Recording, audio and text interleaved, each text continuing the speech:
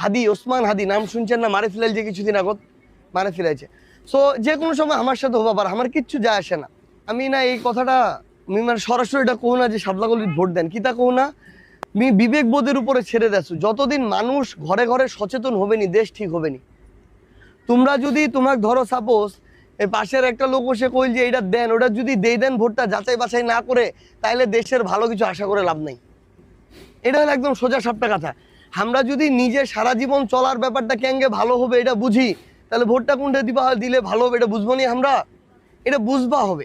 এইটা যতদিন বোঝা হবে নি দেশটা ভালো হবে নি। তো শিক্ষা কহ, স্বাস্থ্য কহ, এরপরে চিকিৎসার বিষয় কহ, কর্মসংস্থান কহ, দুর্নীতি প্রতিরোধ কহ, আমরা আমার জায়গা থেকে জান প্রাণ দিয়ে চেষ্টা করবো। এই চেষ্টা করবা যে আমার ভাই হাদি, ওসমান হাদি নাম শুনছেন না? মারে ফেলাইছে কিছুদিন আগত, মারে ফেলাইছে। সো যে কোনো সময় আমার সাথে হবা পারে, আমার কিচ্ছু যায় আসে না। আল্লাহ আমাকে যে আন্দোলনের সময় বাঁচা রেখেছে এটাই অনেক। কিন্তু আমার কথাটা হইল, যতদিন আমরা বাঁচে রইমো, আমরা ভালোটার জন্য খারাপের বিরুদ্ধে ফাইট করবো। এখন আমার মা, চাচি, বোনরা আমার তোয়ালাক সঙ্গ দিবে কিনা, সাপোর্ট দিবে কিনা, এটা তোমার বিবেক বোধের উপর আমরা ছেড়ে দিও। ঠিক আছে? তোমরা দোয়া করেন।